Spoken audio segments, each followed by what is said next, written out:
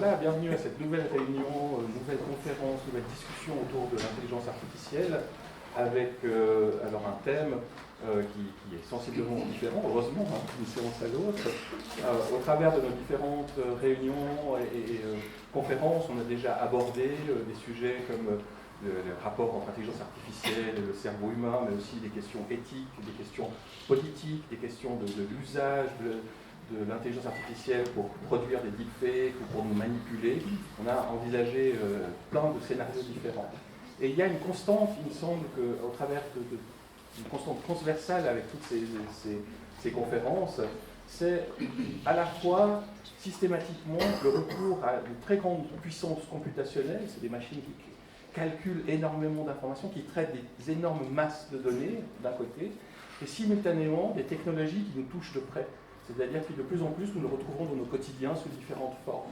Et ça me paraît une question assez fondamentale qui est, j'allais dire, qui est essentielle si on considère l'intelligence artificielle et son rapport avec nous, mais qui s'exprime de manière très très forte dans le domaine qu'on vous propose d'évoquer ce soir, à savoir le domaine médical. Effectivement, un des enjeux, c'est comment on arrive avec ces systèmes-là à établir des liens entre des masses de données, des traitements algorithmiques ou liés à l'intelligence artificielle et des corps vivants.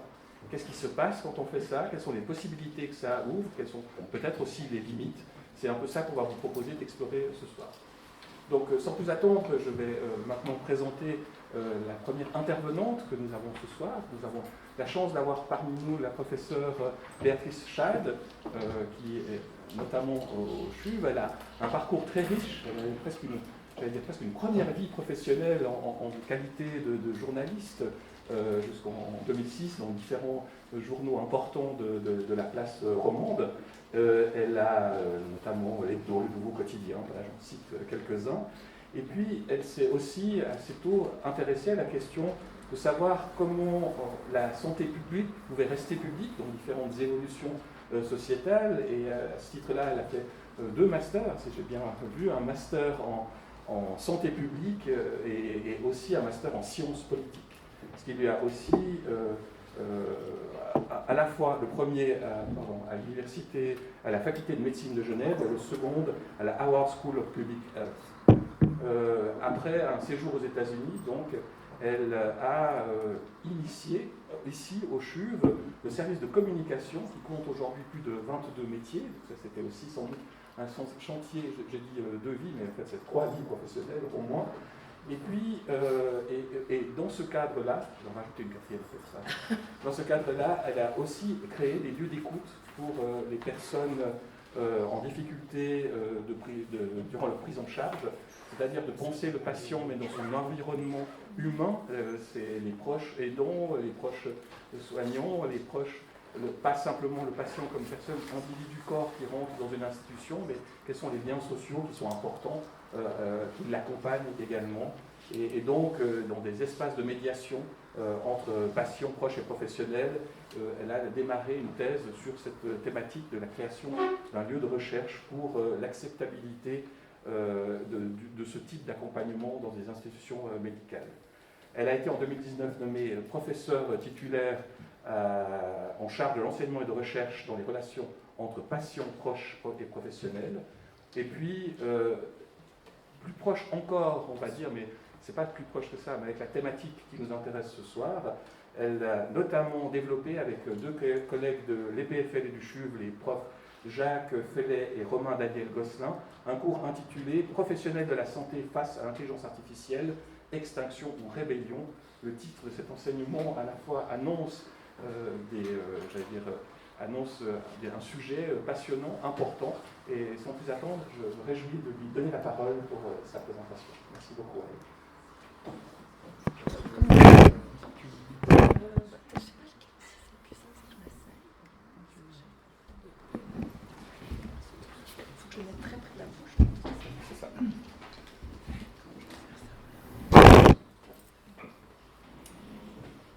Bon, alors bonsoir.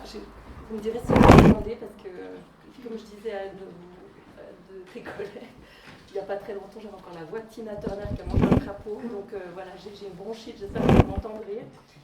merci beaucoup pour cette introduction. Et puis, ce que tu n'as pas dit, c'est que j'ai travaillé effectivement pour des journaux qui sont tous morts. Ils sont tous morts par la grâce du digital.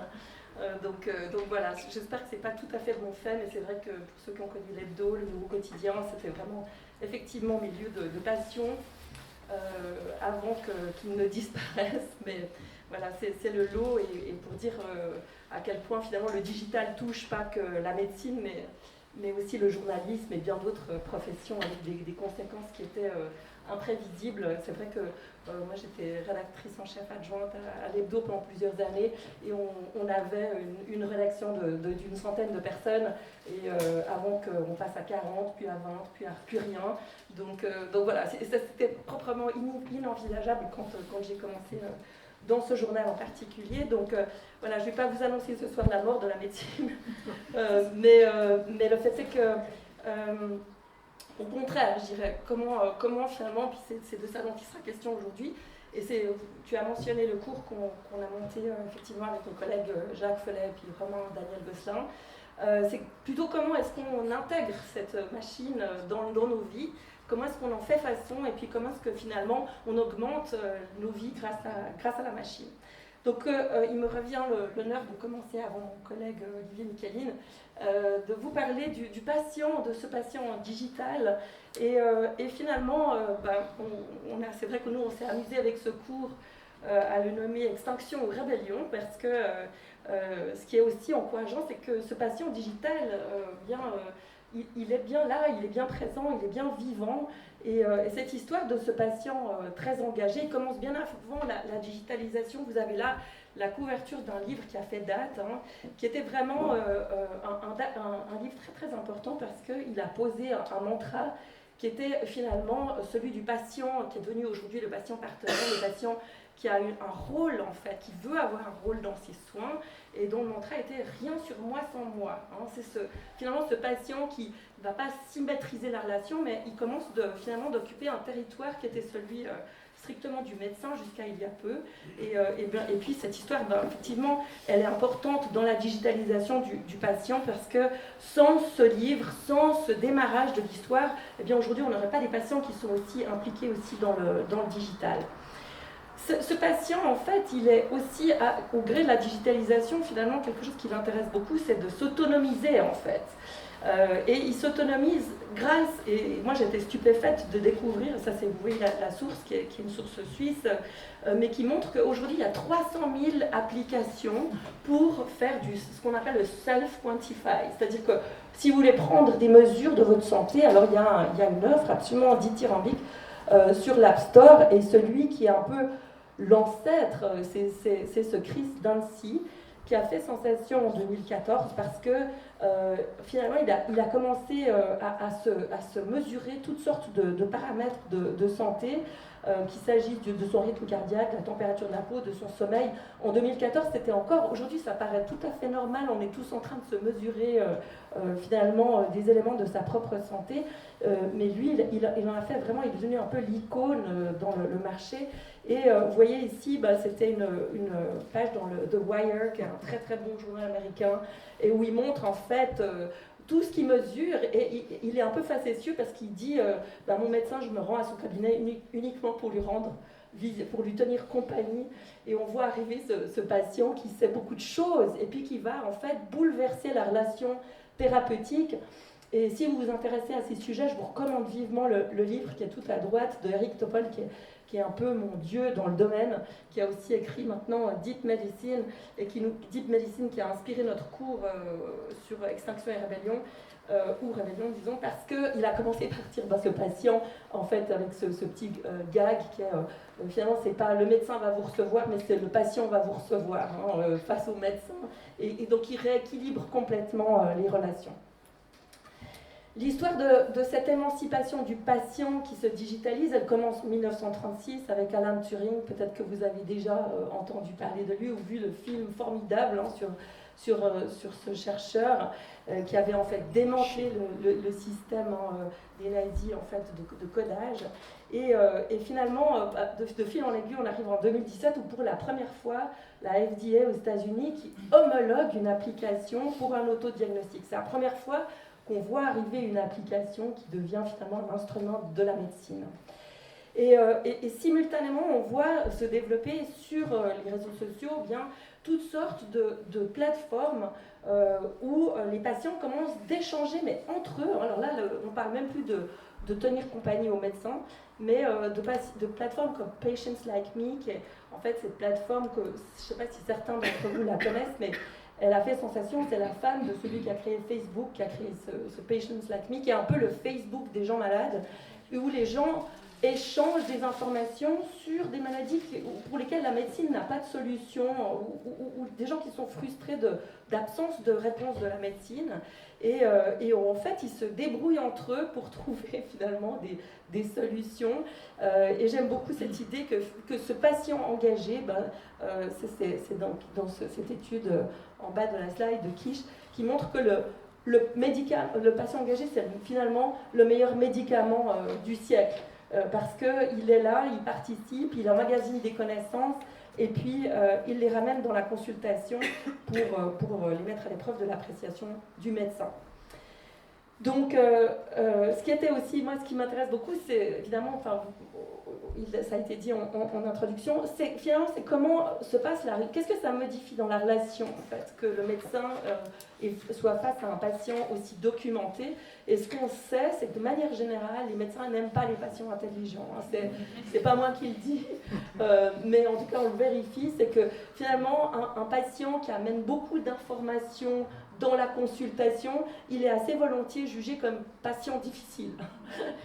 C'est quand même l'ironie de la chose, c'est que l'expertise, on voit qu'elle est encore concurrentielle, hein, on voit que ce savoir profane qui est en train de se développer chez le patient, qui est hyper documenté sur sa propre pathologie, eh bien, il n'est pas toujours bien vécu dans le cabinet, et que pour autant, c'est aussi ce que dit Nicolas Sen, qui est un de nos collègues au CHUV, à l'Uni-Santé, pardon, qui a publié un très joli dossier sur le médecin face justement à la digitalisation de la médecine, et qui dit que malheureusement, on devrait, en fait, parce qu'aujourd'hui le patient s'arrête, la personne a moins sollicité de la consultation, ce qui est dommage. Quelques éléments sur les points forts, après je vous parlerai des points faibles, mais les points forts de l'intelligence artificielle. Les humains, qu'est-ce qu'ils ont comme gros défaut? C'est qu'il leur arrive d'être fatigués, c'est qu'il leur arrive d'avoir des mauvais jours, hein. Et puis ils sont émotifs, hein. Donc il y a quand même une composante aussi dans la relation thérapeutique qui est variable. Et puis, je vous dis, ils peuvent manquer de sommeil, mais les machines, elles sont constantes.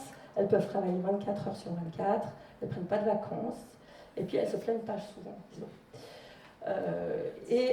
Alors, pour préparer voilà, je vous entends rigoler, parce que effectivement, je voulais le faire en live, mais on a échangé là-dessus, puis c'est vrai que moi, j'ai aussi un peu peur de la machine, même si j'essaie de l'apprivoiser, mais j'ai quand même demandé il y a 10 jours, alors j'ai pas aussi le faire en live aujourd'hui, mais je sais que ChatGPT apprend très vite, donc il aurait donné une autre version, mais je lui ai demandé, en fait, ChatGPT, dis-moi si l'intelligence artificielle va fragiliser la relation thérapeutique. Et ChatGPT m'a répondu ceci, hein, c'est que c'est intéressant, l'intelligence artificielle, ça peut aider à collecter et à analyser des données de manière plus efficace, ça peut aider à rationaliser le processus de prise de décision, à réduire le temps nécessaire pour établir un diagnostic.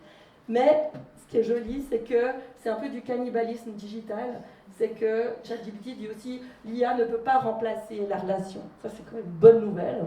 Mais voilà, on verra ce qu'il en advient. Et puis, il dit en plus l'utilisation de l'intelligence artificielle peut potentiellement créer un écart entre le médecin et le patient en termes de compréhension et de confiance. Donc c'est assez joli, je trouve que cette réflexivité de la machine qui a une forme d'autocritique quand même sur ce qu'elle pourrait créer, et puis qui conclut, les médecins doivent également continuer à mettre l'accent sur la relation thérapeutique avec le patient en fournissant des soins personnalisés et en s'assurant que les patients se sentent à l'aise pour discuter de leurs préoccupations, de leurs questions. C'est joli, non?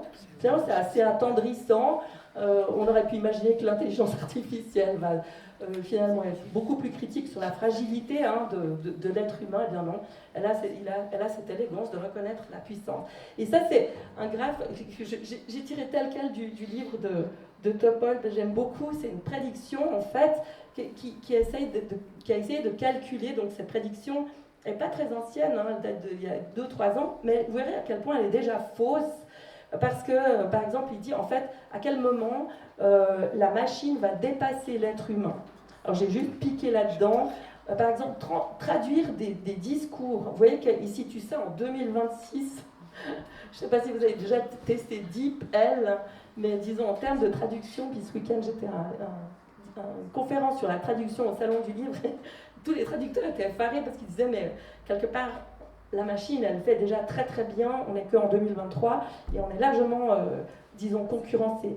Écrire un essai au niveau high school, là, on est un tout petit peu de 2026, vous avez lu tout ce qui est sorti sur ChatGPT, et puis la difficulté de l'école qui tout d'un coup a dit, mais mon Dieu, mais comment est-ce qu'on va réussir à distinguer ce qui a été écrit par la machine et ce qui a été écrit par l'être humain. Et puis enfin, là, il est complètement à côté des recherches menées par l'intelligence artificielle, je vous montrais tout à l'heure.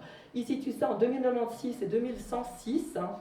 Et puis, vous voyez qu'ici, ça date de tout début de l'année. C'était donc 2023. Et on voit que ChatGPT est cité dans les auteurs de premières recherches scientifiques, à côté des noms de scientifiques. Eh bien, il y a ChatGPT qui a participé, puis finalement, on lui rend son dû. On dit, voilà, j'ai travaillé avec ChatGPT.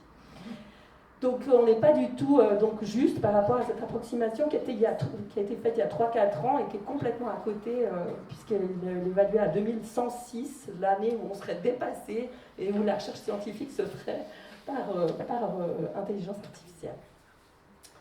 Donc ça pose même la question de la consultation du futur. À quoi est-ce qu'elle va ressembler? Est-ce qu'elle se fera par FaceTime, par Skype? Est-ce que ce sera un avatar de votre médecin qui vous recevra? Est-ce que ça se fera dans les gares, par une borne, ou Dieu sait quoi? Mais moi j'ai été frappée, je ne sais pas si ça vous frappe aussi, mais sur ces 15 000 Américains, 70% qui disent qu'ils préfèrent une consultation virtuelle. Et ça, pour ma fille et ma nièce, qui est tout là-bas au fond, mais, qui dit, je leur ai dit, mais non, mais je te jure, je pense que tu as choisi la bonne voie, tu vas quand même avoir une mission sur Terre avec la médecine, mais enfin, c'est quand même intriguant quand on démarre des études de médecine de découvrir que 70% des Américains préfèrent avoir une consultation virtuelle plutôt qu'en vrai. Bon, voilà, pour se venger, on va parler des points faibles de l'intelligence artificielle. Et moi, je trouvais quand même très intéressant, ça s'est tiré d'un TED Talk d'un prof de Stanford, d'un professeur chinois, qui a quand même montré que finalement, l'intelligence artificielle, ce qu'elle sait très bien faire, mais ce qu'elle fait c'est un peu la seule chose qu'elle sait faire, c'est que si elle regarde une statue, elle va vous dire, cette statue, c'est un homme sur un cheval, d'accord? Mais l'intention, c'est-à-dire où va ce cheval, que veut cet homme, ça, l'intelligence artificielle ne va pas vous le dire. Donc, elle arrive finalement à faire quelque chose qui n'est pas du tout à la hauteur de ce que fait l'esprit humain, c'est-à-dire de comprendre, d'interpréter, et puis de voir qu'il s'agit d'un cheval, d'un homme, mais que c'est quand même qu'une statue qui va nulle part, et que si on regarde, en tout cas c'était le propos et je vous recommande, c'est un très très beau TED, qui finalement là, il est assez ancien, il a 8 ans, mais il est toujours assez vrai, on en est toujours là un peu de l'intelligence artificielle, c'est qu'elle vous dit, voilà, elle répertorie tout ce qu'elle voit, mais elle n'a pas en fait cette capacité d'interpréter et finalement de faire ce qui est tellement particulier, mystérieux encore, que fait l'esprit humain, qui est de développer une capacité intuitive. Et puis, ce Yann LeCun aussi, qui a une sommité dans le domaine de l'intelligence artificielle, qui dit qu'on est encore loin d'avoir décidé certains paradigmes liés à l'apprentissage. Un des paradigmes qui, moi, me fascine, c'est l'intuition. Parce qu'en même temps que vous me regardez, que vous écoutez des choses et tout ça, vous pensez tous à d'autres choses. Et ça, réjouissons-nous, je pense qu'on n'a pas encore une concurrence dans le domaine de l'intuition. Des fois, on se fait peur, mais finalement, dans les faits, aujourd'hui, on reconnaît que finalement, il y a cette limite de l'intelligence artificielle. Finalement, il faut quand même quelqu'un pour donner de la matière à manger à la machine. Donc, elle fonctionne sur input, output. Et puis, quand même, les professionnels de la santé, on doit leur reconnaître, disons, qu'ils fonctionnent quand même post-intégration sur une interprétation. Ils intègrent l'histoire du patient. Donc, de ce point de vue-là, on peut quand même se dire que quand on a affaire à un être humain, il y a un petit avantage encore aujourd'hui d'être un peu mieux compris que par la machine qui va répertorier toute une série de données sur soi. Là, vous voyez aussi cette pub de Watson, qui était IBM, qui a créé la première machine à produire du diagnostic, à externaliser la décision du médecin, et qui dit, ben voilà, un médecin peut lire. Effectivement, il ne pourra pas lire 5000 articles par jour et voir encore des patients. Pour ça, on a besoin de la machine. Donc, quand on sait qu'un article scientifique est publié toutes les 30 secondes, donc 2 millions d'articles par an, ben c'est absolument, de ce point de vue-là, la machine aide beaucoup parce qu'elle va compiler les abstracts, mais elle ferait vraiment progresser la machine si elle était capable d'intégrer toutes les données de l'histoire du patient, de la sensibilité du patient et de tout ce qui se passe dans la relation thérapeutique au moment de la consultation. Donc, ce qu'on peut quand même retenir aujourd'hui, c'est que oui, il y a une vitesse, disons, de développement qui est absolument vertigineuse, mais aujourd'hui, l'intelligence artificielle, elle remplit un certain nombre de missions, mais certainement pas toutes. Cela dit, c'est vrai aussi que peut-être certains d'entre vous ont déjà lu ce Harari aussi qui dit on peut pas être médecin et être familier avec toutes les maladies. Donc c'est quand même un non-choix de travailler avec cette intelligence artificielle, mais la question c'est de savoir comment on va l'intégrer et puis surtout d'être conscient de ce qui se passe et puis d'être confiant aussi dans le fait qu'on peut collaborer avec la machine tout en ayant quelque part quelques avantages, puisque on est les garants, dans les professionnels de la santé le sont, les garants de ce qui se passe dans la relation, qui est quand même de l'ordre du mystérieux. Donc, Nature, qui s'était aussi beaucoup inquiété, en 2017, il y a déjà 5 ans, qui disait parce que les médecins ne seront plus que des techniciens qui répondent à une décision diagnostique qui est produite par un algorithme. Et ça, c'est une question qu'on aborde beaucoup avec les étudiants qui sont dans notre cours, parce qu'évidemment, ils n'ont pas envie de devenir ces techniciens, ils ont envie de préserver la relation, et puis d'établir un partenariat avec la machine. Et dans le fond, c'est bien de ça dont il est question aujourd'hui, c'est que les médecins doivent se former, ils doivent intégrer ce qui est en train de se passer avec l'intelligence artificielle. Et toujours Nicolas Sen qui dit, malheureusement, il y a 2/3 des médecins suisses qui rapportent n'utiliser que rarement ou jamais d'applications de santé digitale dans leur pratique médicale. Vous avez vu tout à l'heure, il y a cette offre faramineuse d'applis de 300 000 applications. Donc, il y a quand même un décalage entre ce patient digitalisé qui arrive dans les cabinets et les médecins. Ça, c'était en 2018, on peut imaginer que ça a un peu changé. Mais le fait est qu'il n'y avait pas, disons, une ruée des professions médicales sur ces questions. Et ça fait un peu râleuse comme ça de le dire comme ça, mais c'est vrai que nous, avec notre cours, on est en cours à option encore aujourd'hui. Et on commence de taper à la porte en disant laissez-nous maintenant entrer dans la grille classique parce qu'il y a peut-être des choses à enseigner aux étudiants en médecine. Donc la question c'est aussi intégrer cette machine pour pouvoir finalement la devancer, puis ne pas la laisser modifier la médecine dans ce qu'elle a de plus essentiel. Surtout que ce qu'on voit aujourd'hui, c'est que les outils qui se développent dans l'intelligence artificielle et qui sont au service des hôpitaux, c'est quand même des outils de gestion hospitalière qui sont orientés sur la prédiction et finalement une orientation pour sortir, comme on dit élégamment en interne, pour décharger le patient. C'est-à-dire que pour le sortir le plus vite possible de l'hôpital. Et moi, j'ai été frappée par cette étude de Stanford qui a réussi à montrer qu'un algorithme était capable de prévoir la date de la mort du patient pendant son hospitalisation. Donc, à partir de là, la question de la relation revient, c'est-à-dire qu'est-ce qui va se passer si vous êtes orienté et informé sur le fait que le patient va mourir pendant son hospitalisation.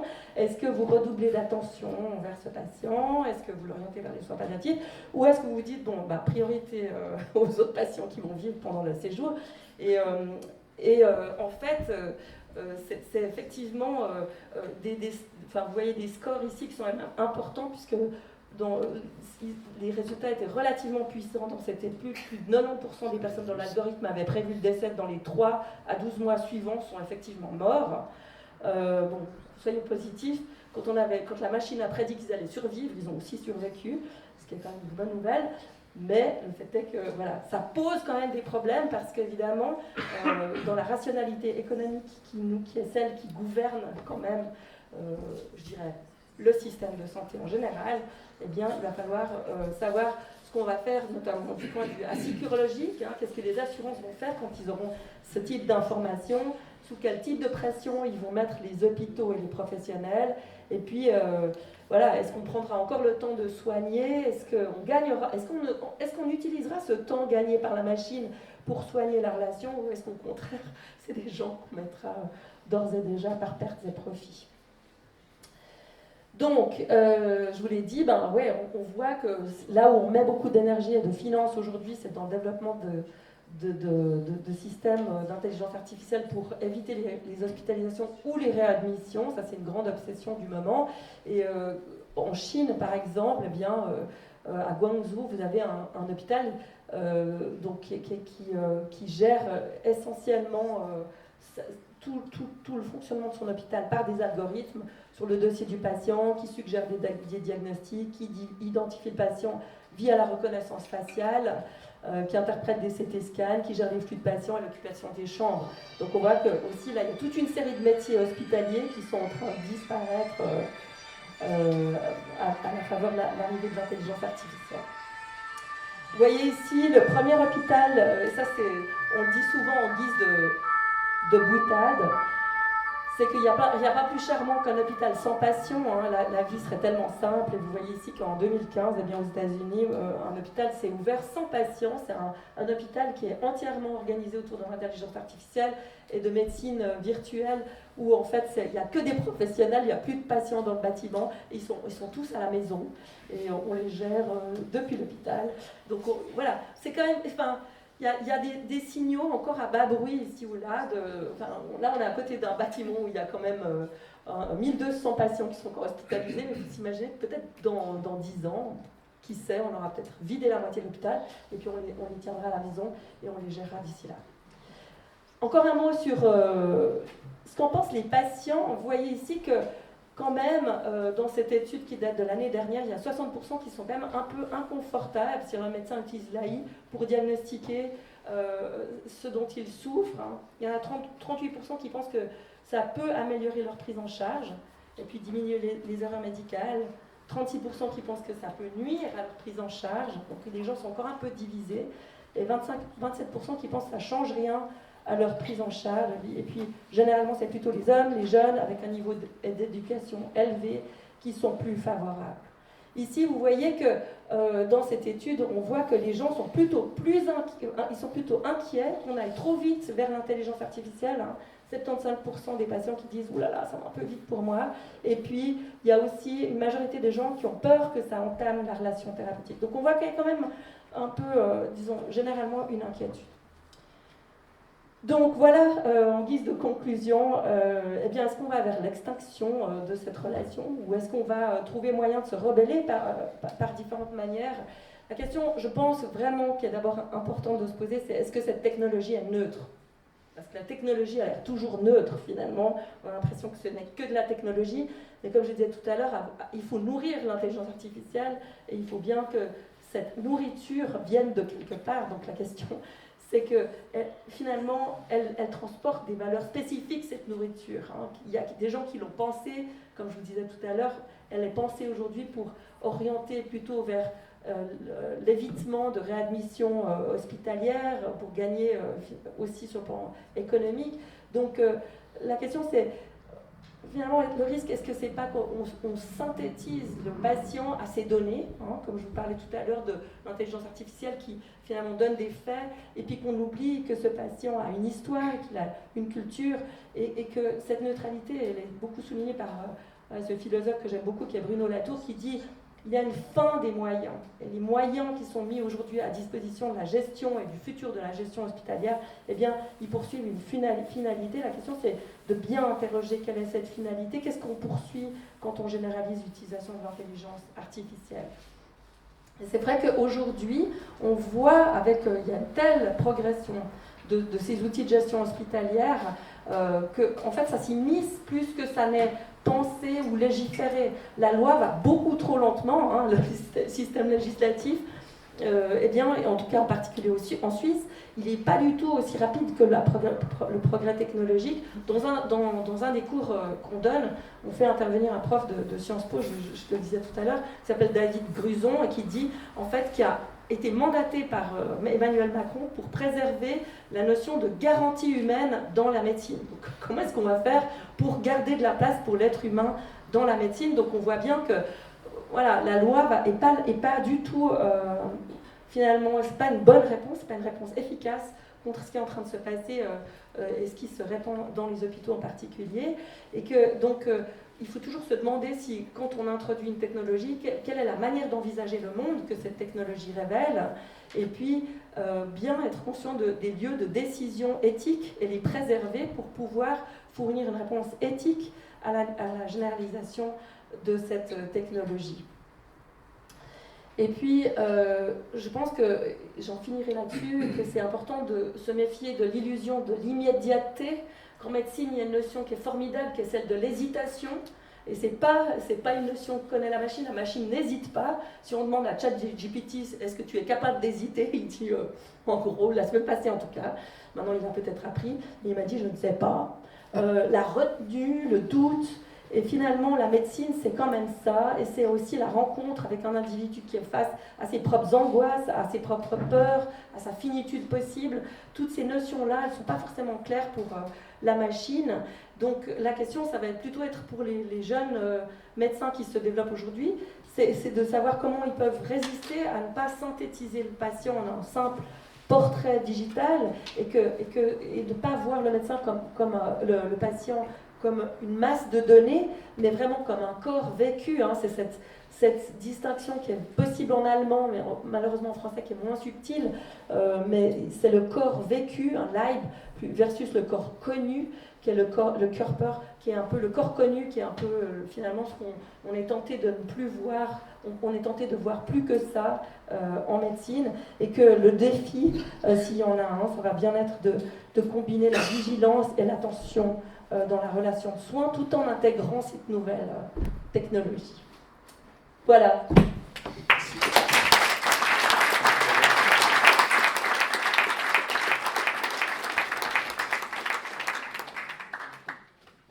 Merci beaucoup. Bon, les intervenants de ce soir se sont mis d'accord pour disons que leur présentation se succède et qu'on garde du temps pour des questions communes.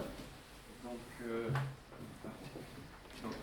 gardez bien à l'esprit les innombrables questions que cette magnifique présentation a suscité et suscite en fait pour nous tous et nous tous. Et je reprends de cette interlude comme à l'époque des cinémas pour faire une page de publicité. Alors il n'y a pas de glace et il n'y a pas de popcorn, mais simplement pour vous dire, alors chose que vous savez peut-être, c'est qu'on a décidé de prolonger en fait cette exposition jusqu'au 24 septembre de cette année. Alors le fait que ChatGPT soit rentré dans nos vies n'est peut-être pas complètement indifférent de cette idée de peut-être c'était intéressant de prolonger un peu ces réflexions sur l'intelligence artificielle. Et dans le même ordre d'idées, nous avons ajouté, après cette expérience sur la question de cette série de conférences, et notamment celle de ce soir sur la question de l'intelligence artificielle en médecine, il y aura aussi le 25 mars, demain, les machines et nous, une réflexion sur la créativité, les interactions avec les machines, et ainsi que la date, c'est la dernière date.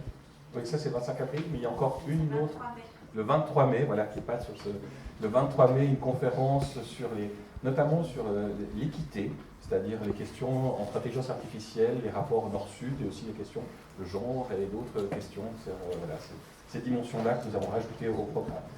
Alors maintenant, sans plus attendre, j'ai le plaisir et l'honneur d'introduire le deuxième intervenant de notre soirée. Il s'agit du professeur Olivier Michelin, qui est actuellement président du département d'oncologie et du service d'oncologie de précision des hôpitaux universitaires de Genève. Il est directeur du centre d'oncologie et de précision des hôpitaux universitaires de Lausanne et qui est co-directeur du Swiss Cancer Center du Léman, le SCCL. Il a un parcours assez extraordinaire. Il a obtenu un master de physique en 1991 à l'école polytechnique fédérale et un diplôme de médecine à l'université de Lausanne en 1997. Il a poursuivi sa formation doctorale sous la direction de Jean-Charles Serrotti de l'Institut Ludwig et de Martin Clark-Plus, l'université de Harvard et de Strasbourg.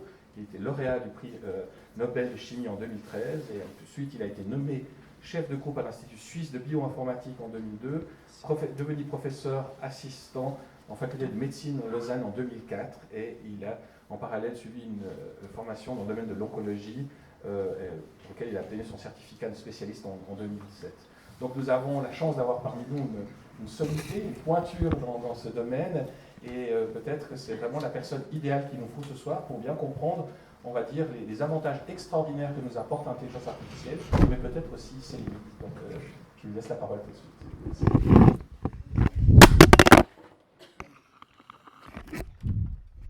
C'est un grand plaisir d'être là ce soir. J'aimerais vraiment vous remercier de nous aider la main pour ce cycle de conférences, la possibilité de parler d'un sujet qui me tient extrêmement à cœur, l'oncologie de précision, comment essayer de guider les traitements pour les patients de manière extrêmement fine en fonction des paramètres de la tumeur, des paramètres du patient.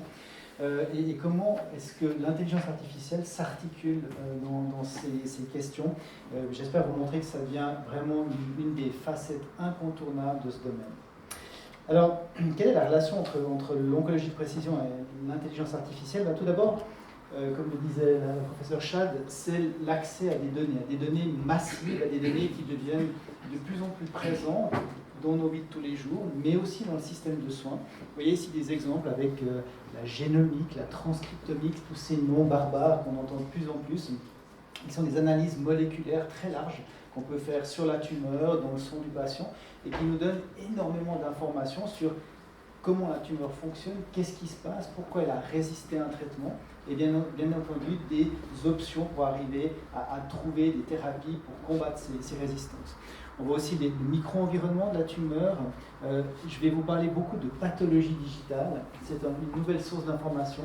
Plutôt que de regarder des coupes de tumeurs au microscope, on les digitalise, on en fait des photos, et puis ensuite c'est l'intelligence artificielle qui les lit avec nous, pas pour nous, mais avec nous. Et ça, c'est, je pense, une des toutes grosses révolutions dans les années à venir. Et puis bien évidemment, l'histoire clinique, les paramètres du patient, tout ça joue un rôle fondamental. Ce qui est très important de comprendre, c'est qu'on est vraiment en train de changer de paradigme en science, à quelque part. On a beaucoup fait de science avec des hypothèses. On disait, voilà, j'aimerais montrer qu'il se passe ça. Alors, je vous ai mis un petit exemple. Est-ce que les macrophages, par exemple, c'est les cellules du système immunitaire, peuvent aider à la croissance des tumeurs, paradoxalement, alors qu'en principe, le système immunitaire va plutôt empêcher la croissance de la tumeur. Pour faire ça, pour montrer ça, on ferait une expérience, par exemple dans une souris ou dans un tube, et puis on arriverait à une conclusion. Donc ça, c'est le chemin traditionnel de la science. Et en fait, le big data, les analyses d'intelligence artificielle permettent de renverser un petit peu ce système, où maintenant, on part des données. Et en fait, c'est les données qui nous permettent de formuler une question. Et c'est un jeu qui est assez incroyable parce que la question s'adapte un petit peu aux données dont on dispose, on la reformule et on arrive comme ça à converger vers quelque chose qu'on peut potentiellement démontrer grâce à l'intelligence artificielle, grâce aux données. Et ensuite, on peut prouver cela avec des données à nouveau, mais des données d'un autre type qui viennent d'ailleurs et qui nous permettent d'avoir une vision indépendante de ce qu'on a trouvé. Le risque dans toutes ces approches, c'est que le système est devenu tellement intelligent à apprendre les données qu'en fait il les interprète trop et ce qu'on apprend en fait est trop spécifique des données et si on donne d'autres types de données, ben, le système est complètement perdu. Donc ça c'est ce qu'on appelle l'overfitting, c'est le surapprentissage et ça c'est un des énormes risques d'intelligence artificielle. Alors, je crois que Béatrice nous a très bien montré les succès de l'intelligence artificielle. Je voulais là juste vous montrer l'évolution des bipèdes. C'est des simulations d'il y a quelques temps. Mais on voit qu'en fonction du nombre de générations d'entraînement de ces bipèdes, ben, ils arrivent à marcher très peu, moyennement ou très bien. Donc ça, c'est des simulations de bipèdes virtuels. Mais ça nous montre à quel point l'entraînement est capable d'améliorer les choses. Vous voyez ici des visages de personnes qui n'existent pas. C'est des visages qui sont créés par l'intelligence artificielle. C'est relativement bluffant. Et puis en bas, un domaine qui me tient beaucoup à cœur, c'est le repliement des protéines, qui était un petit peu le Graal de la chimie moderne. Comment est-ce que la forme des protéines est dictée par la séquence des acides aminés? Et bien en fait, c'est l'intelligence artificielle qui a résolu ça. On s'est cassé les dents là-dessus pendant à peu près 150 ans et on a réussi maintenant à prédire à peu près à 90% la structure des protéines, ce qui est absolument exceptionnel et qui change énormément notre capacité à faire des nouveaux médicaments. Alors, il y a des succès. Vous voyez ici aussi une image d'une personne qui est complètement synthétique. Rien de tout ça existe.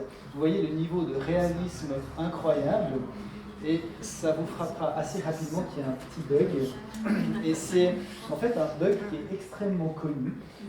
L'intelligence artificielle, et ce genre de programme, a énormément de peine avec des objets répétitifs. On avait des photos de ce type-là avec à peu près une cinquantaine de dents, en général 8 doigts. Et on se dit, quand on en est là et qu'on voit aussi le niveau de réalisme de cette photo, on a vraiment envie d'y croire. La question qui se pose, c'est est-ce qu'on est prêt à utiliser ce genre d'algorithme pour faire des prédictions en oncologie? Parce qu'évidemment, quand on fait des erreurs aussi grossières que ça, est-ce qu'on peut être sûr qu'on a regardé tous les potentiels biais, tout ce que l'algorithme peut faire faux? Et alors la bonne nouvelle, c'est que ces programmes progressent. Vous voyez que maintenant, fièrement, on arrive à avoir 5 doigts. Mais le problème, c'est tous les bugs qu'on ne connaît pas. Et quand on a ces algorithmes qui sont extrêmement complexes, probablement que la possibilité d'avoir des bugs et des erreurs sont assez importants. Alors, qu'est-ce que c'est que l'oncologie de précision? J'aimerais juste faire une petite digression pour vous en parler, et puis ensuite vous montrer comment l'intelligence artificielle est en train de révolutionner ce domaine. Alors, on a maintenant des traitements, notamment les immunothérapies, qui ont complètement changé le domaine en oncologie parce que pour la première fois, on a des courbes, alors c'est des courbes de survie malheureusement, mais on voit que la courbe est plate. Et ça, c'est un message extrêmement important, ça veut dire qu'on commence peut-être à guérir des patients. En fait, on sait qu'on guérit maintenant des patients, notamment dans le mélanome. Par contre, ce qu'on voit, c'est qu'il faut traiter 100% des patients pour finalement arriver à en mettre qu'une vingtaine de pourcents sur cette courbe très plate. Et en fait, l'intelligence artificielle, qu'est-ce que c'est? C'est un petit stylo magique orange qui va nous peindre les patients dans cette courbe en orange et les patients qui vont être sur cette courbe de bénéfice sur le long terme. Alors pourquoi c'est intéressant ça? Parce que si vous avez un médicament qui fait 20% de patients qui vont aller bien, si vous savez qui sont les 20, ben ce médicament est parfait. Donc l'idée, c'est de se dire, ces patients, je vais les identifier grâce à l'intelligence artificielle et je vais éviter de traiter les autres qui n'auront pas de bénéfice avec cela. Mais par contre, je vais trouver un petit stylo bleu, c'est-à-dire une intelligence artificielle qui va me permettre de dire, ben, c'est pas ce médicament, mais c'est le suivant, et ainsi de suite, jusqu'à ce qu'on arrive à peut-être couvrir 80, 90, 100% de la population. Et c'est vraiment ça, l'essence de l'oncologie de précision, c'est comment donner le bon traitement aux patients au bon moment. Alors comment est-ce qu'on fait ça? Eh bien, il faut arriver à avoir des marqueurs qui nous permettent de dire, ben voilà, ce patient-là, parce que j'ai mesuré ça, il doit aller dans ce traitement-là. Et ces marqueurs, en fait, on les dérive de la tumeur, et aussi des cellules saines qui sont autour de la tumeur. Et comme je vais vous montrer, on a tellement de données que c'est plus une question de savoir s'il faut de l'intelligence artificielle ou pas, on peut simplement plus s'en passer, on ne peut plus regarder les données. On est en train de lancer un essai clinique maintenant en Suisse, où pour chaque patient, on a de l'ordre d'une dizaine de terabytes de données. Donc c'est l'équivalent de 10 fois cet ordinateur pour un patient. Donc on ne peut simplement plus travailler sans ça. Alors, quelles sont les données qu'on va collectionner, qu'on commence déjà à collectionner? Vous voyez qu'il y a plusieurs types de données, bien sûr les données cliniques. les données reportées par le patient, dont on a parlé, qui sont excessivement importantes, les données moléculaires, génomiques, c'est tous ces noms barbares dont on a parlé, et puis les images dont je vous parlerai tout particulièrement parce que je pense que c'est vraiment un domaine qui va révolutionner l'oncologie.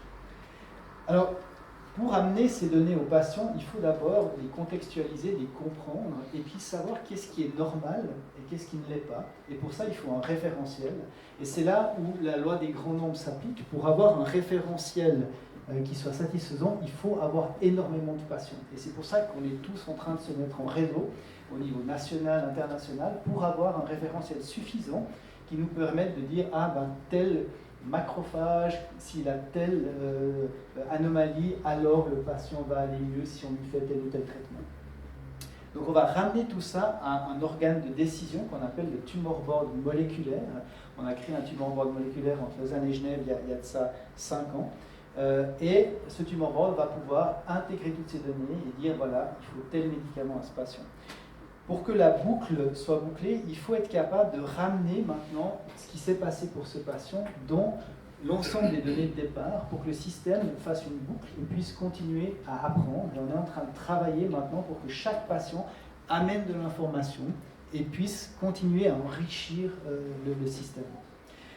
Alors, j'aimerais commencer par vous donner quelques petits exemples de programmes d'intelligence artificielle qui nous ont intéressés au cours des années. Un exemple, c'est les réseaux de neurones. On en a déjà beaucoup parlé.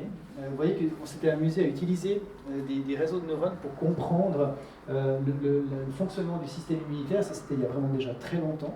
Je pense qu'il y a à peu près 15 ans. L'idée d'un réseau de neurones, c'est relativement simple. C'est d'essayer de reproduire ce que notre cerveau fait. Vous voyez à gauche un chien et un chat, et puis on a plusieurs couches de neurones qui vont se parler entre eux et qui vont être entraînés lorsqu'on leur montre des images. Donc en fait, l'entraînement, c'est quoi? C'est d'essayer d'optimiser les interactions avec les neurones. Et c'est ça qu'on fait lorsqu'on entraîne un réseau de neurones. Et puis, le réseau de neurones, une fois bien entraîné, il va être capable de sortir dog quand il voit un chien et de sortir cat quand il voit un chat. Donc ça, c'est vraiment le concept de base qui est extrêmement simple sur le principe. Le problème, c'est que ces réseaux de neurones deviennent extrêmement compliqués. Et puis, pour vous montrer à quel point le nombre de neurones est essentiel dans la performance, j'ai essayé de vous faire une petite démonstration. Alors, comme toujours, ça ne va pas marcher, mais on va essayer de vous montrer cet exemple-là. Donc, en fait, si on commence ici avec ce problème, on a ici deux dégradés, un dégradé horizontal, un dégradé vertical, et puis on demande au réseau de neurones à l'intérieur d'arriver à séparer les points bleus et orange qu'on voit là-bas. C'est un problème simple, il faut arriver à combiner le dégradé vertical et horizontal pour arriver à bien séparer les points. Alors je vous montre la simulation. Vous voyez que très rapidement, on combine ici l'horizontal et le vertical pour faire des espèces de diagonales, puis in fine, la diagonale sépare parfaitement bien les points. Donc là, le réseau de neurones a combiné, a compris comment mettre ces éléments ensemble pour résoudre le problème. Maintenant, on va lui compliquer un petit peu la vie. On va lui donner des points qu'il faut séparer, mais ils sont articulés de manière sphérique. Donc autant dire que c'est impossible avec des droites. Donc comme vous allez voir, l'algorithme se plante complètement. Il n'arrive pas du tout à faire ce qu'il faut en combinant deux droites avec ces deux neurones intermédiaires. Alors qu'est-ce qu'il faut faire là? On va augmenter la complexité du réseau de neurones. On va lui en donner 4. Et puis on va voir ce qu'il est capable de faire. Et là, comme vous allez voir, boum, il arrive à trouver une solution qui est assez incroyable. Parce que ce qu'il a réussi à faire, c'est à combiner des droites comme ça et comme ça, qui fait une espèce de petit triangle et qui lui permet de bien approximer le cercle qui est au centre. Donc là, vous voyez la capacité qui est vraiment décuplée en passant de uniquement 2 neurones à 4 neurones. Donc là, on se rend compte que c'est des systèmes qui, lorsqu'on leur donne vraiment un nombre de paramètres importants, deviennent extrêmement puissants. Et ça me permet d'aller directement à ChatGPT, qui a non moins de 175 milliards de paramètres. Donc vous voyez, quand on passe de 2 à 4, le changement qualitatif que ça fait, et ChatGPT, c'est 175 milliards. Donc là, on arrive à comprendre un petit peu la puissance d'interprétation, de compréhension d'un réseau de neurones de cette taille-là. Et donc clairement, on n'est plus du tout dans le même registre. On commence à avoir des comportements qu'on ne pensait pas possibles. Et un des comportements qui, moi, m'a extrêmement impressionné, c'est... Alors la source, c'est ChatGPT, donc il faudra peut-être la vérifier, ça il vient de sortir. Mais la version qu'on utilise maintenant de ChatGPT, c'est la version 3.5. Elle était dans le 10% des moins bons élèves à l'examen du barreau américain. Mais il le passe quand même. Mais c'était dans le 10% des moins bons. ChatGPT 4 est dans le 10% des meilleurs. Donc en 0,5 génération de ChatGPT, on passe des 10% les moins bons aux 10% les meilleurs. Et la différence entre les deux, c'est peut-être une année ou deux. Donc la question qu'on peut se poser, c'est qu'est-ce qui va passer à ChatGPT 5, et puis 12, et puis 22. Donc là, on se rend compte à quelle vitesse tout ça peut commencer à évoluer. Et puis se dire que potentiellement, ça va vraiment changer la donne de manière extrêmement importante.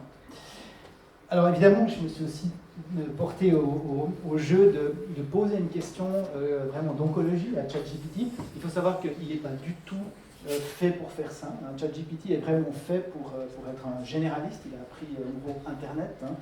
Et donc là, je lui ai parlé d'un patient qui avait un mélanome avec une certaine profondeur d'invasion. Il y avait un ganglion sentinelle positif, qui est l'endroit où malheureusement la maladie va migrer lorsqu'on a une atteinte primaire. Le scanner ne montre rien, mais à l'IRM, il y a une lésion suspecte. La question que je lui ai posée, c'est quel est le stade de la maladie? Et en fait, vous voyez la réponse. Ce qui est très intéressant, c'est qu'il interprète extrêmement bien la notion de lésion suspecte à l'IRM, ce qui est quand même pas simple comme concept. Et il dit, voilà, si la lésion suspecte est vraiment une lésion du cancer, c'est un stade 4, sinon c'est l'autre stade. Donc ça, c'est, je trouve, assez impressionnant. Par contre, il se trompe complètement dans le stade de la maladie. Le stade 1B ou 2A, c'est faux. En fait, c'est déjà un stade 3 parce que le ganglion est atteint. Donc on se rend compte qu'à ce niveau-là, on a une capacité de compréhension qui est quand même remarquable, mais on retrouve toujours cette capacité aussi à faire vraiment faux dans certains secteurs. Donc, encore une fois, ça c'est ChatGPT 3.5. La version 4 fait déjà juste maintenant. Donc on voit cette évolution qui est vraiment assez frénétique et qui voilà, je pense, va nous amener à pouvoir faire certaines choses en oncologie, mais il va falloir rester extrêmement vigilant, je pense. Alors je parlais de la nécessité d'avoir beaucoup de données. Et pour avoir beaucoup de données, on s'est mis en réseau en Suisse. Et c'est ça qui nous permet maintenant d'alimenter l'intelligence artificielle, d'alimenter tous nos programmes de recherche. Et vous voyez qu'on a mis en commun les 5 hôpitaux universitaires et aussi tous les hôpitaux périphériques et même les médecins installés qui peuvent nous donner accès à des données. Alors c'est par projet, on décide, bien sûr, il faut que le patient ait consenti, il y a toutes les règles nécessaires pour ça, mais on arrive maintenant à commencer à partager ces données. Ça, évidemment, ça nous permet de faire des choses intéressantes. J'aimerais vous montrer pourquoi c'est utile. Et ce que vous voyez là à gauche, c'est un essai clinique dans le mélanome. Et vous voyez en haut la survie des patients, en bas la survie sans progression. Donc c'est les patients qui n'ont jamais progressé une fois qu'on leur a donné le traitement. Et vous voyez que là on a à peu près 52% des patients qui vont bien à 5 ans. Avec la courbe verte, c'est une immunothérapie assez forte. La question c'était de se dire, est-ce que nos données qu'on mesure dans les hôpitaux peuvent approximer un essai clinique qui a coûté des centaines de millions, qui a pris très longtemps? Et en fait, la réponse, c'est oui. Vous voyez ici les données qu'on a pu collectionner de nos données réelles. Et vous voyez qu'on a des valeurs asymptotiques qui sont extrêmement proches de ce qu'on a dans les données d'essais cliniques. Alors ça, c'est extrêmement intéressant. Pourquoi? Parce qu'on se dit, voilà, ces données, elles valent quelque chose, elles reflètent vraiment ce qu'on sait. Mais du coup, ce qui est intéressant, c'est qu'on peut aussi les exploiter plus. Pourquoi? Parce qu'on a l'information complète sur ces patients. On n'a pas juste l'information qui a été anticipée dans l'essai clinique. Et ça, c'est intéressant parce qu'on s'est amusé à regarder qu'est-ce qui peut avoir de l'impact sur le devenir de ces patients. Et ce qu'on voit, c'est qu'on est tombé sur les inhibiteurs de la pompe à protons, c'est l'Entra, le Nexium qu'on prend. Et en fait, on s'est rendu compte que les patients qui prenaient de l'Entra ou du Nexium sous immunothérapie allaient en fait moins bien que ceux qui n'en prenaient pas. Et on n'a pas très bien compris au début, et en fait on pense que c'est peut-être lié au fait qu'on change l'acidité du tube digestif, et que ça ça a un impact sur la flore, et la flore, on sait qu'elle module le système immunitaire. Alors, ça, c'est des découvertes dans nos données de vie réelles, mais qui sont intéressantes parce qu'elles peuvent avoir un impact direct sur la prise en charge. On a ensuite contacté Bristol Myers Squibb, qui avait fait l'étude dont je vous ai parlé, et qui nous a ouvert les bases de données. Et puis, alors, c'est intéressant parce que la réponse n'est pas noir et blanc. On a trouvé une étude où effectivement, on voit exactement la même chose. Donc, on voit que les patients qui ont pris les inhibiteurs de combat proton vont effectivement moins bien, c'est la courbe bleue. Par contre, il y a d'autres études où le résultat ne sort pas. Alors, on ne peut pas conclure pour l'instant. Donc, pour l'instant, on reste sur le fait qu'on ne peut pas dire de ne pas les prendre. On va aller plus loin. On va essayer de disséquer quels sont les patients. Donc, c'est de nouveau, c'est une approche d'oncologie de précision. Quels sont les patients pour lesquels les inhibiteurs ont vraiment un rôle important ou pas? Est-ce qu'ils ont une flore différente? Est-ce qu'ils ont un body mass index différent? Toutes ces questions, on est en train de les étudier. Alors maintenant, j'aimerais passer aux images, parce que là, je crois qu'il y a vraiment des choses vraiment passionnantes qui sont en train de se produire. Et j'aimerais commencer par un exemple. On a tous dans notre téléphone la capacité de reconnaître dans notre album de photos des gens de notre famille, des chiens, des chats, une voiture. Et en fait, ça a été fait par entraînement. Donc les réseaux de neurones ont appris que voilà, ça c'était la grand-maman, ça c'était la petite fille. Et en général, l'algorithme va dire voilà, je pense que c'est un chat, et la probabilité que ce soit un chat, c'est 0,93. Si on veut traiter un patient, c'est un petit peu compliqué. On va avoir la peine à lui dire voilà, il faut prendre tel traitement d'immunothérapie, et la probabilité c'est 0,93. Donc il faut arriver à trouver un système interprétable. On aimerait savoir pourquoi le système a pris cette décision. Et en fait, c'est justement là où la nouvelle génération d'intelligence artificielle va construire des réseaux un peu différents qui ne vont pas nous dire je pense que c'est un chat, ils vont nous dire je pense que c'est un chat parce que j'ai vu des oreilles, une queue et des pattes. Et ça, en tant que clinicien, nous, ça va nous aider beaucoup parce qu'on va pouvoir se dire ok, là, on a des métriques qui nous permettent de penser que l'algorithme a pris des décisions sur des faits qui sont liés au devenir de la maladie. Et pour illustrer ça, je vous montre ici ce qu'on est en train de faire justement en pathologie digitale. On part ici d'une coupe de pathologie, donc ça c'est une coupe de tumeur qui a été sectionnée, prise en photo à haute résolution. Et ensuite, l'algorithme de deep learning, donc d'intelligence artificielle poussée, est capable de reconnaître les cellules. Donc il est capable de dire, voilà, là il y a un lymphocyte, là il y a une cellule cancéreuse, là il y a une cellule normale, et ainsi de suite. Et en fait, c'est cette partie-là qui est faite avec des réseaux de neurones très, très profonds, deep, qu'on ne peut pas interpréter. Mais par contre, on s'arrête ici.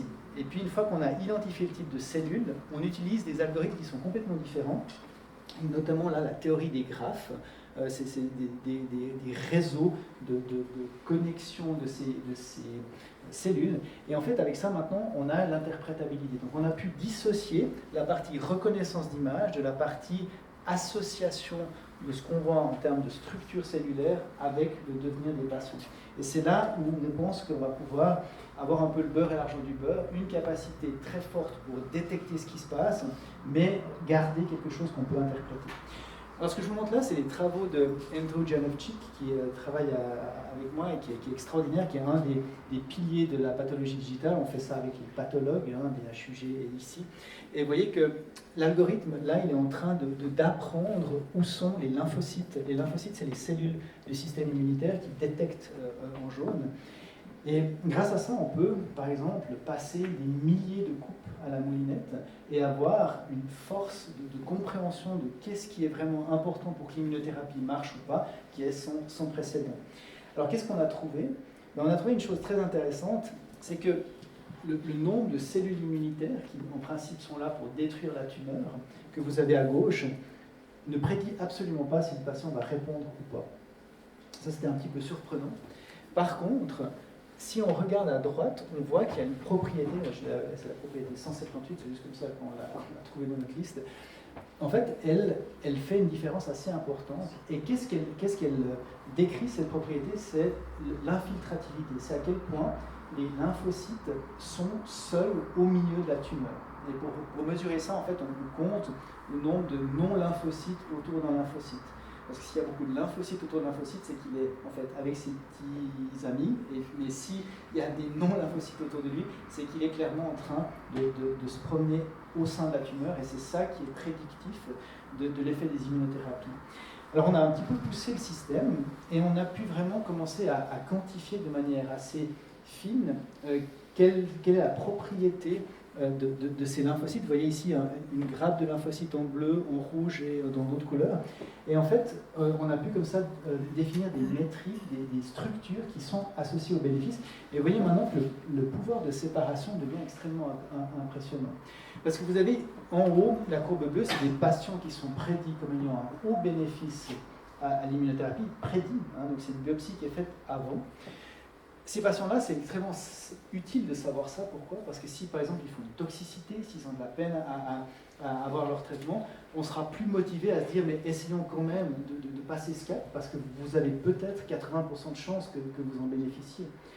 À l'inverse, si on est malheureusement sur la courbe orange, le message, c'est de dire, mais on ne va surtout pas perdre de temps à faire une immunothérapie, parce que après 6 mois, on va se retrouver dans une situation pire parce que la maladie a avancé. On aura en fait perdu du temps oncologique contre la guerre, contre la maladie du patient. Donc là, on voit que les deux aspects sont extrêmement importants. D'avoir un biomarqueur prédictif avec une valeur prédictive positive ou une valeur prédictive négative. Et on est en train, et c'est ça qui est fantastique en intelligence artificielle, c'est qu'on peut optimiser les deux. On peut optimiser ce qu'on détecte de manière à plutôt aller dire non, ce patient-là, il ne faut pas le traiter avec ça, ou bien ce patient, il faut le traiter avec ça. Alors ce qui est très important, c'est que si malheureusement le patient est sur la courbe orange, on ne va pas le traiter avec cette immunothérapie-là, mais il y a peut-être un autre traitement pour lequel il est sur la courbe bleue.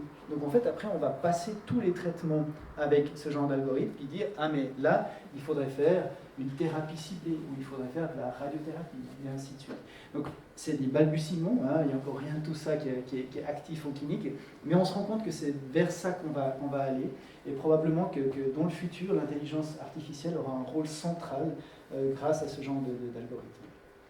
Alors juste rapidement pour conclure, comment est-ce qu'on ramène ça aux patients ?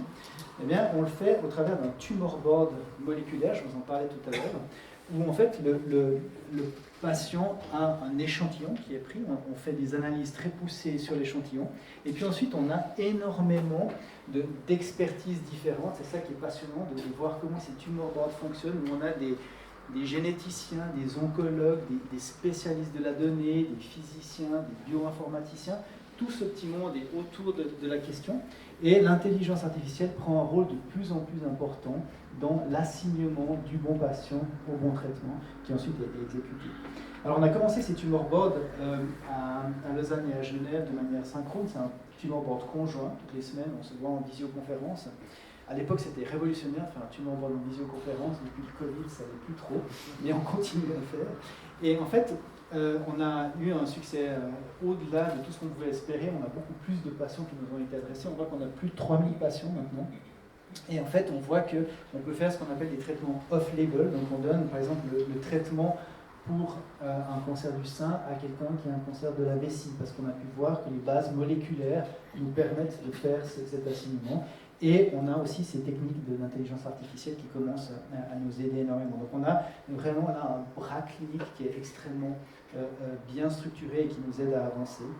Et puis, juste un exemple de cas clinique, on en a beaucoup, 3000 patients traités, mais c'est juste pour vous montrer un petit peu le côté des fois encourageant de ce genre de choses. On avait un patient de 30 ans qui était d'ailleurs suivi en ville à Lausanne, qui avait un sarcome qui ne répond à rien, qui répondait ni aux immunothérapies, ni à la chimiothérapie. Il était en train de progresser sous chimiothérapie.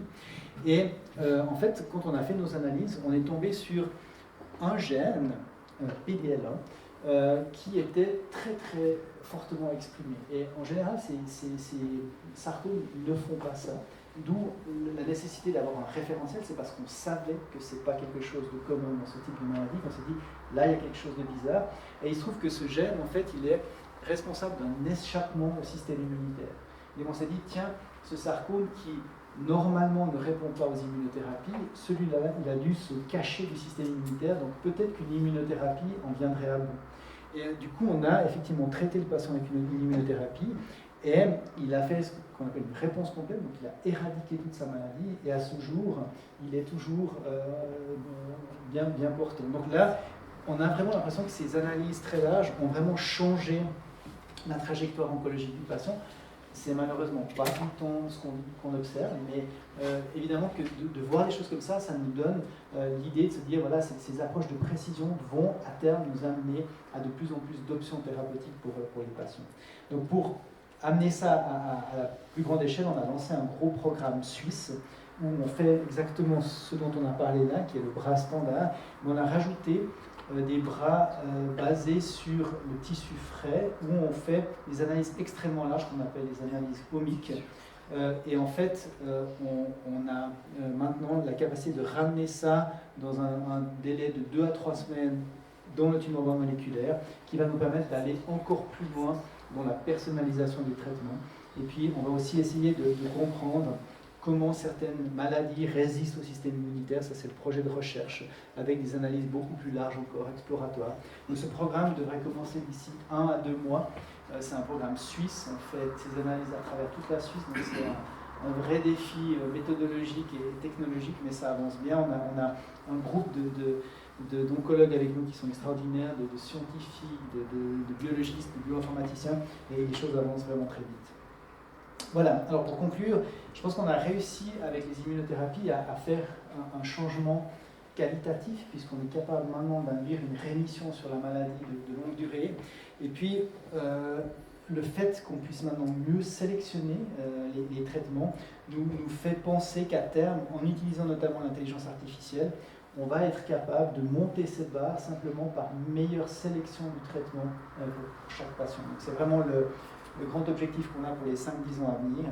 Et puis évidemment, il y a énormément de personnes qui contribuent à cet effort. C'est vraiment juste le sommet de la liste. Et avec ça, je vous remercie de votre attention.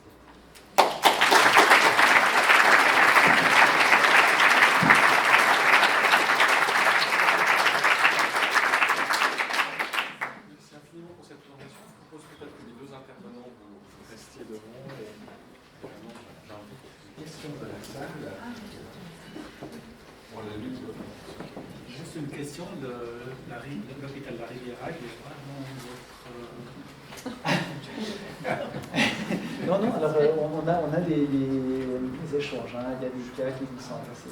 Ouais. Alors en fait, il y a quasiment tous les hôpitaux de la Romandie, hein, donc c'est pour ça que je n'ai pas pu les mettre tous, mais ils en font partie.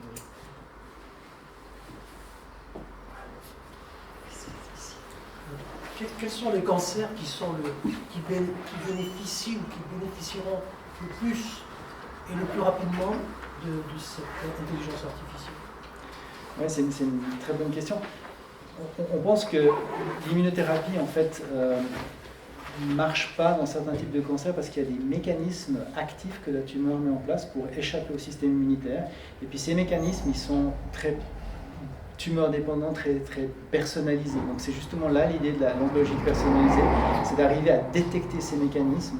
Donc je pense que les cancers où on va faire une grosse différence, c'est ceux où l'immunothérapie ne marche pas tellement maintenant, et on pourra découvrir quel est le mécanisme d'échappement de cette tumeur et comment le contrecarrer. Donc c'est un petit peu vers ce genre de recherche qu'on se dirige.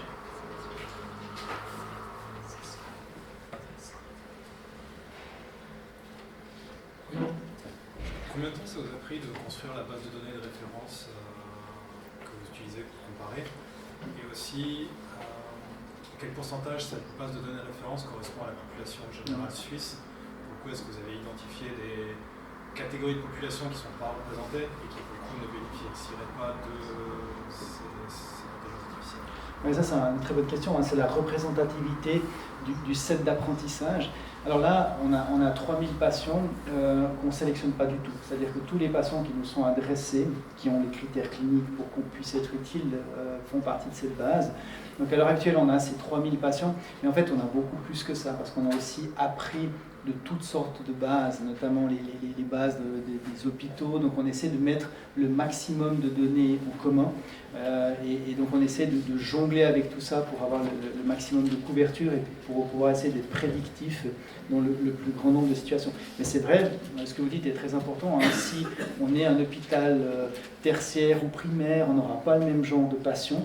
Et puis si on se base uniquement sur les patients qu'on voit pour faire de l'apprentissage, le jour où il y a un patient qui ne correspond pas à la population d'apprentissage, on risque de se retrouver dans la situation où effectivement l'algorithme tape à côté.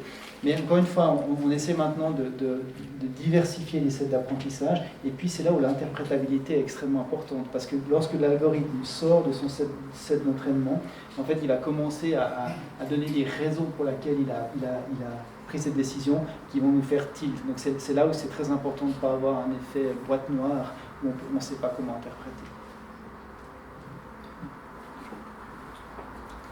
Peut-être une question pour vous deux, c'est que je me rappelle avoir lu il y a quelques années, ça m'avait fait réfléchir, qu'il y avait des résultats médicaux qui avaient été faits sur la base de recherche liés justement au Quantified Self, des gens qui avaient partagé leurs données à travers leur téléphone portable. Et en fait, ils avaient publié des résultats, ça avait l'air de marcher, c'était des indicateurs pour prévenir le risque de crise cardiaque. Et après contrôle, ils se sont rendus compte qu'il y avait un petit problème avec ça, c'est qu'en fait, c'était des utilisateurs d'Apple. Et qu'en fait, les utilisateurs d'Apple, ils ne sont pas du tout représentatifs de la population. C'était des gens qui avaient un certain niveau de vie, qui avaient certains profils en termes de genre. Enfin, et la question que je me posais, c'est comment par rapport notamment à ces systèmes-là, il y a effectivement beaucoup de données qui arrivent, mais ces données elles sont souvent produites dans un environnement qui lui-même formate ces informations ou présélectionne davantage certains types de populations. Je me demandais comment... Voilà,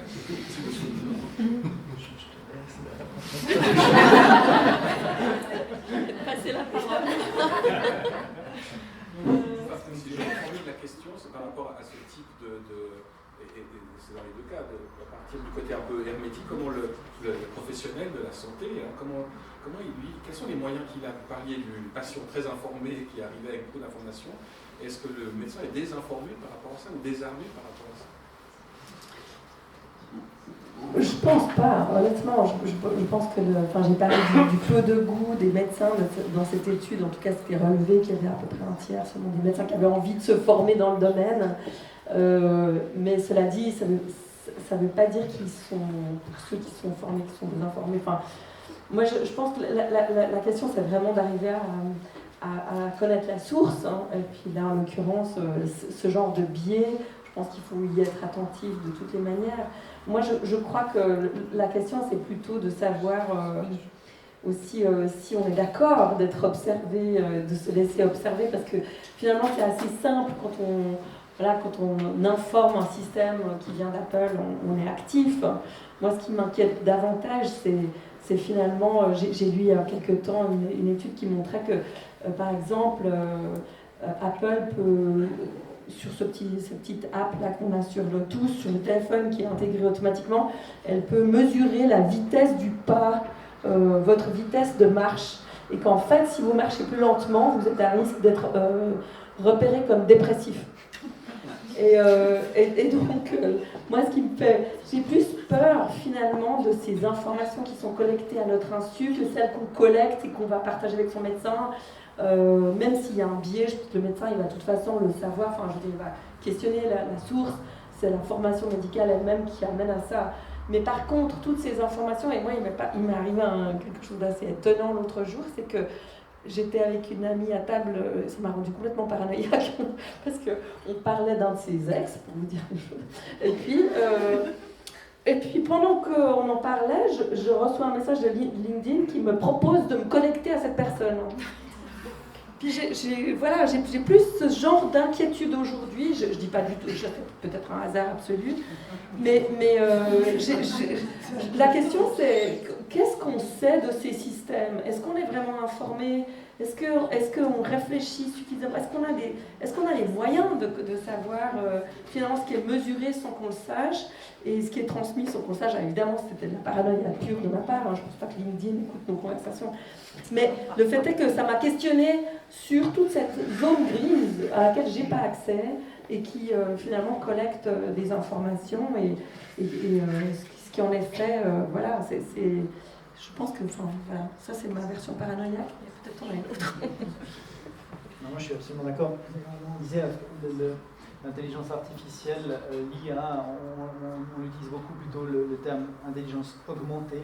Je pense qu'en médecine, on est plutôt à ce niveau-là, hein, c'est-à-dire qu'on va s'aider de ces outils. De là à dire qu'ils vont se substituer à la décision et à la capacité d'intégration clinique, je crois qu'on n'en est pas là pour l'instant. Hein. Typiquement, les algorithmes dont on parle là sont quand même d'une stupidité crasse. Hein. Il suffit de leur donner une coloration un tout petit peu différente et puis ils sont complètement perdus.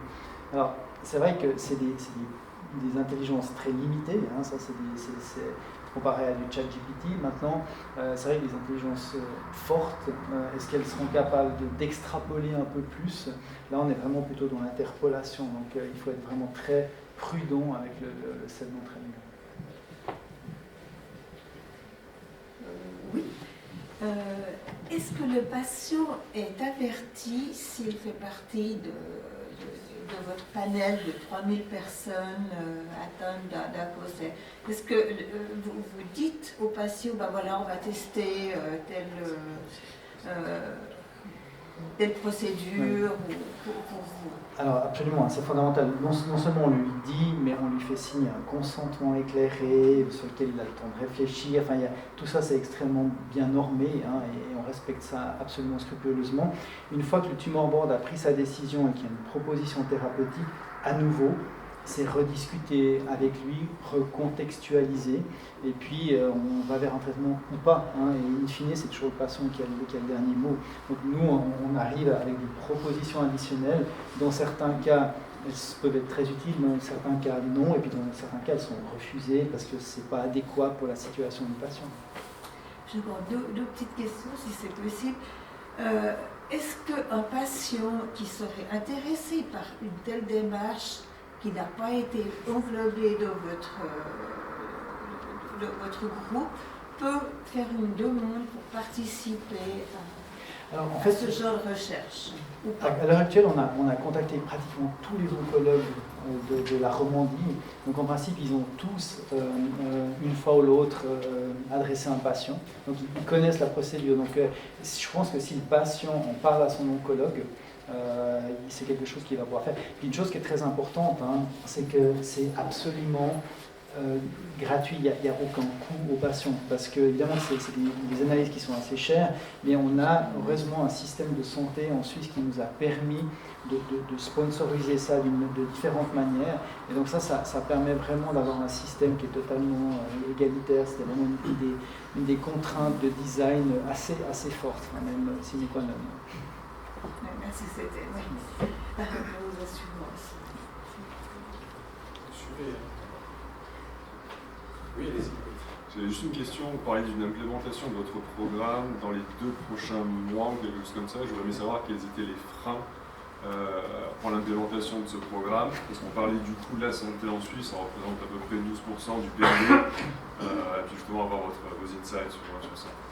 Alors, le frein principal, c'est la signature du contrat de collaboration entre les hôpitaux, qui est nécessaire pour qu'on puisse ensuite finaliser le protocole d'éthique. Donc, c'est plus des barrières administratives à l'heure actuelle. Sinon, on est prêt plus ou moins à démarrer. Mais c'est normal, c'est des choses qui prennent du temps, qu'il faut faire calmement pour que tout le monde se mette d'accord tranquillement. Mais voilà, ça c'est un des petits délais. Mais on en a à plein de niveaux différents. Je me demandais si ce type de recherche se fait aussi dans d'autres secteurs de la médecine. Je me demandais si, par exemple, en psychiatrie, on va vers une psychiatrie de précision aussi.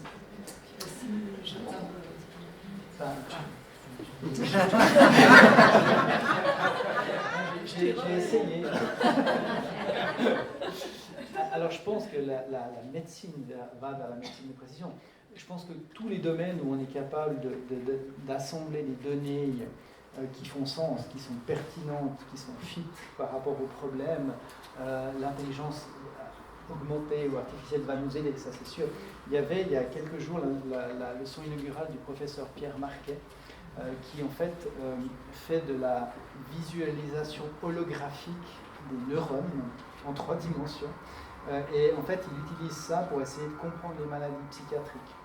Donc là, c'est typiquement quelque chose où on a effectivement du big data, des données complexes qui sont ramenées sur des maladies communes. Donc je pense que c'est un domaine qui va toute la médecine va être révolutionnée pour ça. J'ose te poser une question en fait. Parce que par rapport à ce que disait monsieur, moi je m'intéresse beaucoup à la question du coût. Est-ce que c'est absorbable par le système en fait, ces programmes? Parce que pour l'instant ça touche quelques personnes, mais est-ce qu'on a un système de santé qui peut se permettre ce type d'investissement? Alors c'est une tellement bonne question que je profite pour juste montrer la courbe. En fait, quand on a une courbe comme ça, si on arrive à restreindre et à ne traiter que les patients orange, ben, on sauve le 80% des coûts. Donc en fait, on ne peut pas du tout dire qu'on va forcément faire exploser les coûts en disant ça. Alors oui, c'est très cher. Hein. Typiquement, les analyses qu'on fait, c'est de l'ordre de 6 000 francs. Mais le traitement, c'est entre 100 et 200 000 francs. Donc en fait, il suffit qu'on évite un traitement tous les 20-30 patients pour qu'in fine, l'équation tienne la route. Or, suivant le biomarqueur qu'on a, on peut peut-être en éviter 80%. On ne peut pas du tout dire qu'on va réduire les coûts, hein, mais on ne peut pas forcément dire qu'on va les faire exploser.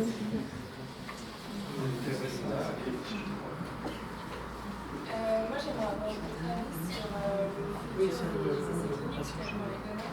Parce que je vois une slide où l'intelligence artificielle a prédit qu'un patient, ou 46% des patients pourraient avoir un bénéfice sur un essai clinique. Et typiquement, un essai clinique, on essaie de répondre à une question dont on ne connaît pas la réponse. Donc, est-ce qu'à l'avenir, on devra intégrer l'intelligence artificielle avant l'ébauche d'un essai clinique? Oui, alors c'est exactement ce qu'on est en train d'essayer de faire. Hein. Je pense que de toute façon, les deux approches vont rester. Il y aura toujours des essais cliniques prospectifs parce que c'est vraiment ça qui nous donnera l'assurance statistique d'être dans le vrai. Mais maintenant, les données de vie réelle, lorsqu'on a 200 000 patients, elles ont une puissance incroyable parce qu'on peut vraiment aller filtrer ces patients et prendre vraiment ceux qui répondent à notre question. On peut les randomiser de manière rétrospective, on peut annihiler tous les biais. Donc en fait, on peut faire énormément de choses avec des gros datasets. Donc je pense que ça va rester complémentaire. Mais le point qui est quand même important, c'est que pour qu'on ait des données de vie réelle, il faut qu'on ait des patients traités avec ces médicaments.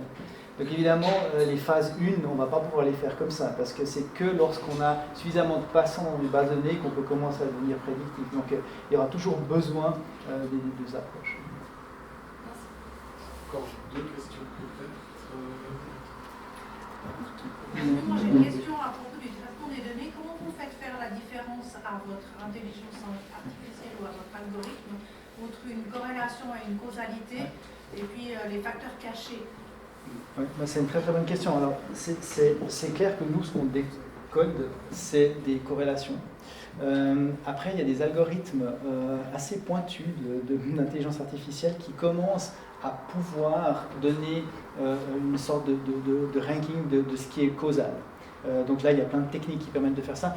Une des manières de faire ça, c'est notamment de perturber le système. De dire, voilà, c'est ce facteur qui, si je perturbe ce facteur, est-ce que je vois que... Donc ça, c'est des choses qu'on essaye de faire. Mais il y a aussi des méthodes vraiment purement du type science de la donnée qui permettent de faire une approximation de ça. Évidemment qu'on utilise beaucoup ça.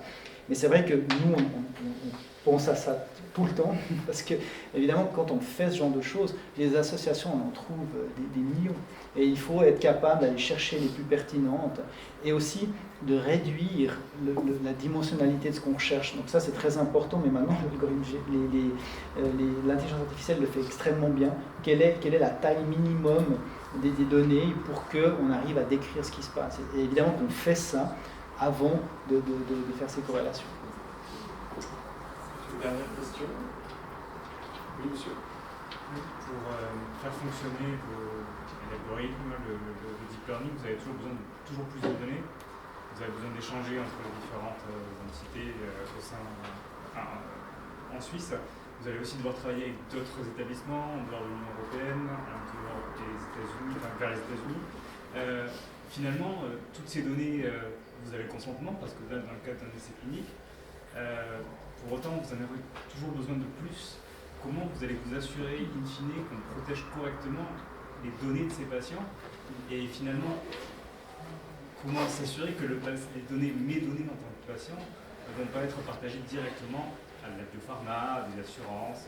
Comment vous allez gérer tout ça? Alors c'est un point essentiel et on est à cheval là-dessus 24/7. Et évidemment, tous les patients ont donné un consentement. En fait, on ne regarde que ceux-là. Donc ça, c'est un premier point. Après, ce qu'il faut aussi savoir, c'est qu'en oncologie, les données qu'on véhicule, c'est ce qu'on appelle les données somatiques, c'est-à-dire c'est des données d'altération qui ont lieu dans la tumeur, mais pas dans le génome du patient. Si on ne fait jamais, hein, mais s'il devait y avoir une fois quelqu'un qui de manière malicieuse arrive à tomber sur du séquençage de tumeur, ben en fait ça ne va rien lui dire sur le patient parce que c'est des événements stochastiques qui arrivent sur la tumeur et qui disent rien du génome sous-jacent du patient. Donc là il y a aussi un rapport gain-bénéfice qui est très avantageux en oncologie.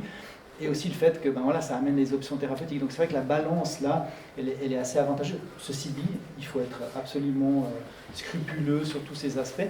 Et par exemple, on ne partage pas de données avec les États-Unis parce qu'on a ce problème. En Europe, on a le GDPR qu'on suit de manière religieuse. Donc tout ça est normé de manière assez stricte. Merci beaucoup. Merci infiniment encore.